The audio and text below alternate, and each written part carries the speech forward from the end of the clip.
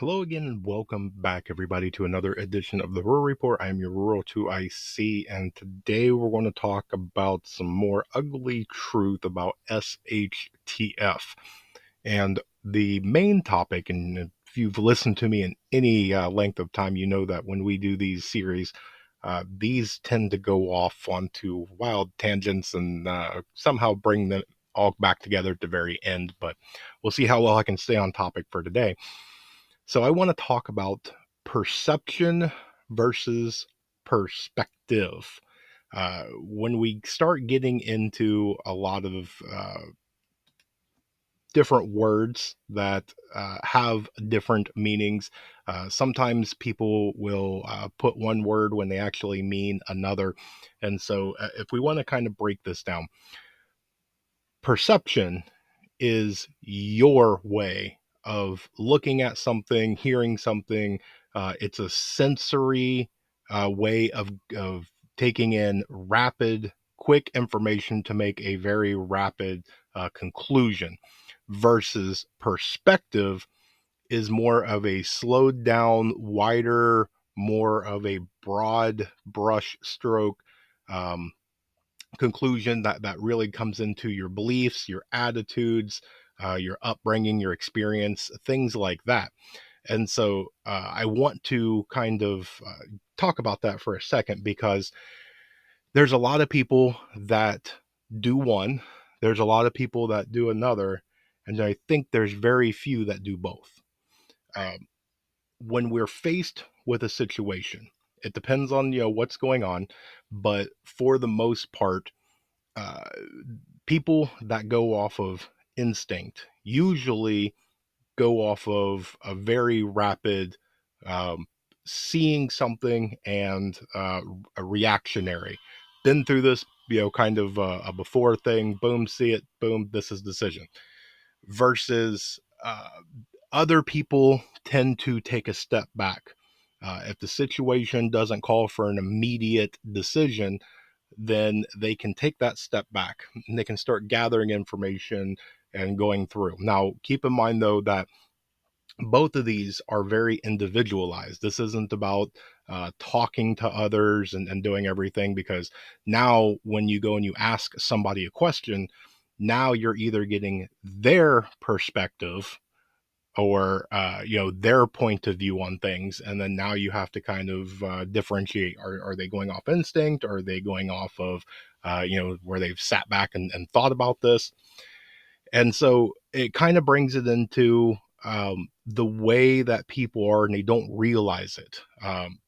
And so I see this a lot when you start having people, whether they're new, intermediate, high end, very skilled people in the prepping sphere here.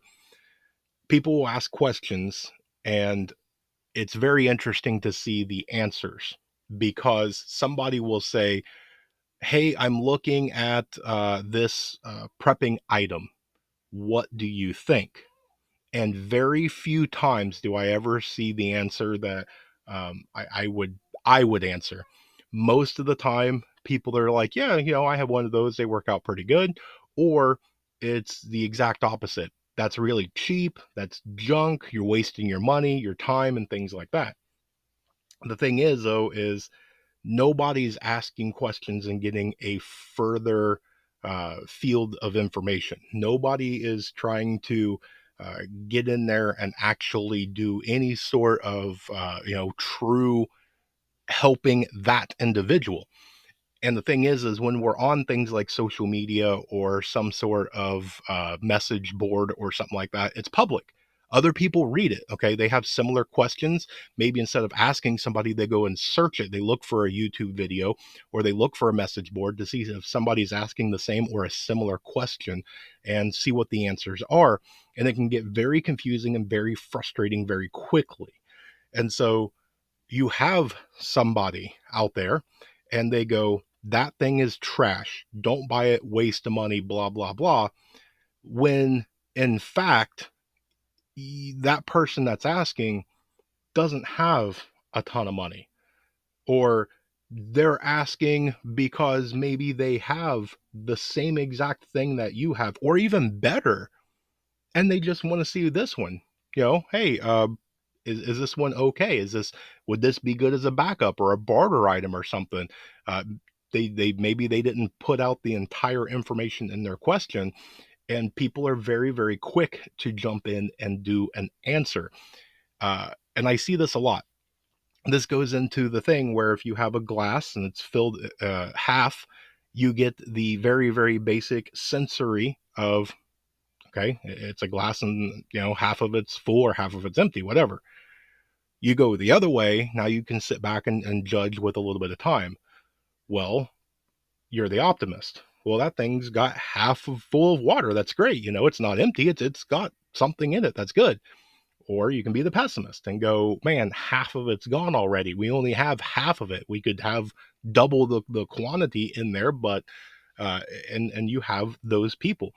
Um, and it's almost sad. I'll go ahead and say that there's not more people that can see both sides of the fence or that are willing to accept that.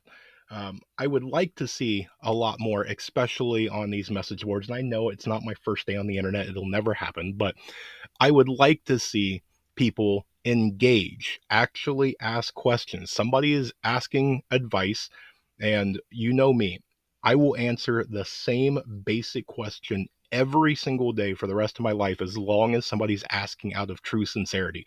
If they don't know and they're coming to me, then they deserve my attention and my respectful answer. It's not a thing to where it's inconvenient. It's not a thing where it's annoying. If somebody is brand new and they are asking a very simple, basic question, and I go, I don't have time for that. Go look that up. That is a dumb question. What are you even doing? Are you even trying? No. Okay, that's disrespectful. Um, and there's a lot of people that I see that have quite a bit of followers and have a broader stage than I do, and that's the way that they act. I've already made 2 or 3 videos on this. That's not worth my time answering that question. Okay, I mean, if that's how your stance is, okay, that's great. For me, that's not the way that I operate because we've all been there. None of us come out of the womb as a master of anything. We all have to be taught. And so that thing that you are really, really good at, maybe uh, you can tie your shoes without looking at them in 2.8 seconds. Okay. Well, guess what? There's people out there that don't know how to tie their shoes. And, you can sit back and make fun of them. Uh, but it's the thing of if they were never taught, I mean, it's just ignorance. Some of them, yeah, it's their fault. They don't want to learn. Okay, well, I get it. Some of them, they just never had anybody to actually teach them. They felt embarrassed because people are very rude, and so they just learned to skirt around it. But when we kind of go into this, um, I think that when we start seeing people that's asking questions, asking for advice, a lot of times it's very generic. A lot of times it is one, maybe 2 sentences long, and we don't get all the background. And so that's why I wanted to bring up the 2 Ps, because when we're talking about this, uh, we have it to where we are doing it as an individual, as we are, and people are not exactly the same. Thank God for that, actually. But when we're talking about perspective or perception, that is you. That's the way that you think. Every other person, all 7, 8 billion people or whatever we have on the planet, they have their own unique, individualized perception and perspective as well. And to be able to conversate and be able to uh, ask questions and see the thought process behind there, it's one of those that you can have an end goal and 50 different ways to achieve it. Some of them may take a lot longer. Some of them may end up costing a lot more money. Some of them may be a lot more energy. Some of them may be something that you can do by yourself, and others that may take 50 people. But the thing is at the very end goal, if there is no other questions other than did you achieve your goal? Not how you did it, not how long, not how much it cost, not how much energy, not how many times did you fail. If the only question is if you succeeded, then guess what? All of them get to say yes. And then who's right or wrong, right? They all cross the finish line. It's individualized. It all comes down to you and your thought process, you coming up with something and then taking it out there to others and seeing and sharing that information. Here's how I would do it. They would go through and say, interesting, because I would do this different. Then you get to compare, and then maybe between the two of you, you've come up to where you can take a bit of this, take a little bit of this, put it together. You both come up with a third step, and guess what? Now you have a really, really good plan, or a really good way of doing something. And on your own, neither of you would have come up with that level of a conclusion. You both would have crossed the finish line. But now working together and seeing each other's thought process, it really makes things come together and it really makes things work out a lot better. Um, there's a lot of times too where people will shut things down. They've gone through, they've heard something, and through their thought process, their perspective, their perception, and everything that they have that's going into this decision making process, they've already made up their mind. And when somebody comes up and they challenge it, instead of stopping, going, "Now wait a second, explain that." How did you come to that? They just shut it down. No, no, not even going to listen to it. And I think in some situations that can be the right thing to do. Some situations call for a decisive answer right now. Most other ones, you have some time. A lot of them, you have a lot of time. And to shut somebody down without hearing them out does you and the group a very big disservice. And so when we start talking about all of this, when we start getting into it, I hate to see the you have to buy this brand, you have to buy this company, you have to take this class by this teacher, spend this amount of money, have this type of food, this type of water filter. You're not in their situation. Okay? You don't know every single detail about their life, their lifestyle, their financial, their religious beliefs. You don't you don't have every aspect in order for you to tell them that they are 1,000% wrong on most things. Within reason, somebody comes up and they're like, "Hey, my bug out plan is to go live under the ocean without oxygen." Okay, you can pretty much shut that down and go, "You need air to breathe to live and survive, right?" But for everything else, just because you think it's a bad idea and it's not going to work for you, and you sit back and you think about it and you're like, "No, it's just it's not going to work." But theirs might be different. Okay, everybody's should be different. Yes, there's going to be similarities and there might be a lot of similarities, but they should be different. I guarantee, especially, and this is going to be the exciting thing, is Vision Preparedness has Bug Out Weekend coming up in May. I'm going to attend, and it's going to be interesting because we all have the same goal. It is to get there, get set up, live out of what we bring with us, fellowship, learn from each other, pack up and go home. I want to see how many people have the same exact backpack. How many people have the same brand of tent, color of tent, size, shape. I want to see how many people have the same exact of anything that they bring versus how many variances there are. How many are different? I'm very, very curious to see about this because for me, I think there's going to be way more differences than there are of people having the same. You know, Are we all going to take tents? Yeah, most of us.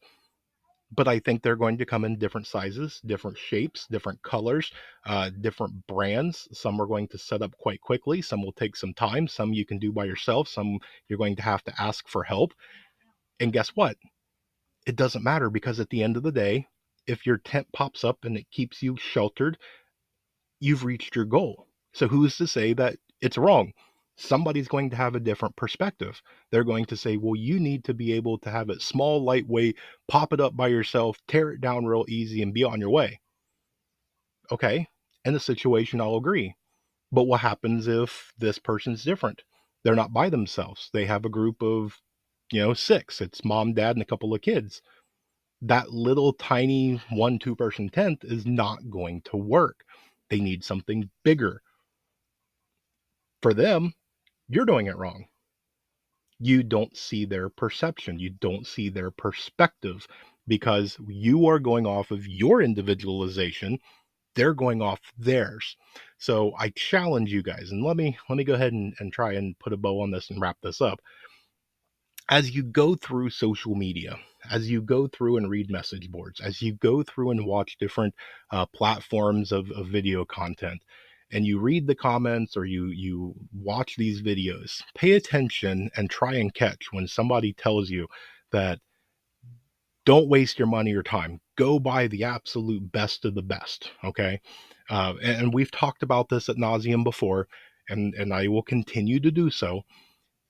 Certain things, yes, I will agree. If you're going to go buy a tourniquet, to buy a cheap $8, $10 tourniquet versus to spend the $30 to get an actual reputable name brand one, yes, I'm going to tell you, if your life's depending on that or somebody that you love or care about, you should do your absolute very best to buy the $30 one.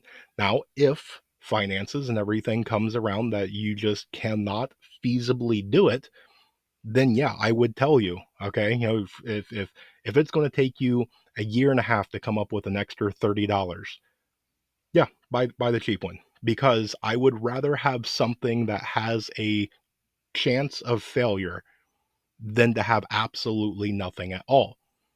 Because even with a chance and a statistically higher chance, even if it's got a 70% chance of breaking, there's still 30% chance that it'll work that one time that you need it. If you're okay with that, then by all means, who am I to stop you? As long as you understand and you've done your risk assessments. If you can afford a better one, by all means, you definitely should. But you have the people that will go through and argue about anything. Somebody will go out here and they will buy 50-cent cans of food, and somebody over here that spends $1 per can of food, and they will argue back and forth on but which one's better, which one's empty calories, which one is better for you, which one tastes better, which one lasts longer, which can is thicker that you can boil water out of. They will argue about anything. And the only advice that I have for anybody that is just starting out: take everything that you have coming at you with a grain of salt. If you think it's a good idea, put it to the test. You try it out. You find out if it works. I would say certain things that you're going to try, you will fail the first time, maybe 2 times, maybe 3 times, but you will understand that it is an error on your part and not an error in the way. It's you have a lack of understanding of technique or something like that, versus something that is just an absolute catastrophic failure. Um, but I've seen all sorts of stuff in the many years that I have been doing this, and I just, I would like to see a change happen. I would like to see the better understanding that just because something works for you, something doesn't work for you, you have been taught a certain way, doesn't necessarily mean it's right or wrong for somebody else. Um, Take everything. Do not blindly follow absolutely anybody, including me. I do not want somebody to take every single word that I say, to complete set in stone biblical truth. Put me to the test. Okay, absolutely every word that I say. If you come out and I give some statistic and I'm wrong, and you provide evidence that I am wrong, absolutely I will admit I'm wrong. uh, but I do my absolute very best to make sure that I take on the responsibility of having a platform and being able to talk and speak to everybody, to do my due diligence and bring the best information that I can and the best advice that I can offer without telling you, that you have to do this and you have to do that. The only have tos that you have to do in order to survive, you have to sleep, you have to go to the bathroom, you have to eat, you have to breathe air, you have to drink water. They're musts. You have to do those. If not, then your survival rate will go to zero pretty quickly. But as far as everything else, it may not be the best of idea. There may be other ways to do it, but what happens if SHTF happens and you're in a factory that makes Twinkies, or all they do is cans of corn? Could you live off that for 6 months? I mean, you could. It's probably not going to be fun after probably a very short period of time, but you could. Uh, there's a lot of various people, including myself. I hate seafood. Not a seafood person at all. If I was stranded on an island, do you think that I would not be fishing? you know, just because I don't like it? I know that I need to eat and get nutrients for survival. I'm going to get those calories whether it tastes good or not. Now, if I have a choice between a fish that I just caught or this chicken over here, well, I'm not going to hesitate.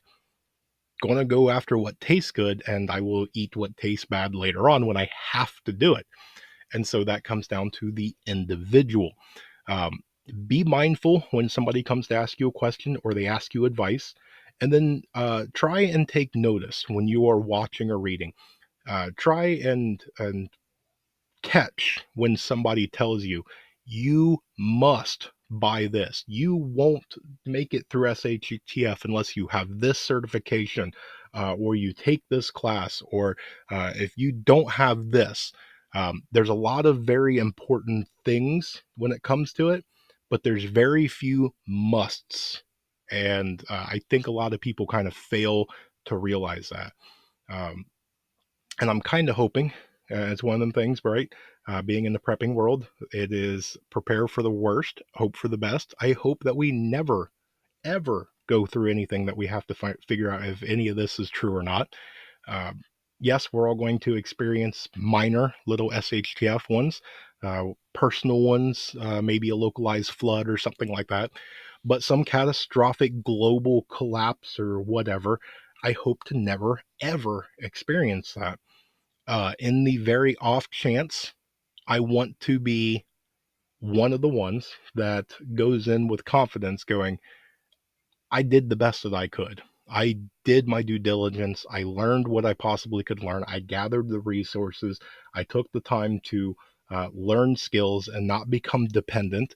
Um, that's probably a whole video in itself of watching somebody go and get the absolute greatest device, tool, gadget, whatever, and they're a master. They are the greatest person ever at that thing that does. Until that item isn't there, they don't have access to it. It breaks, they lose it, whatever. Now they're not the best no more. They can't do it without it. They have no clue, or they're really really slow doing it a different way, or it takes way too much time or effort. They start making mistakes. I think we need to be able to dabble in both. We need to know the difference in using a screwdriver or a power drill. It's good to be versatile in both. You never know.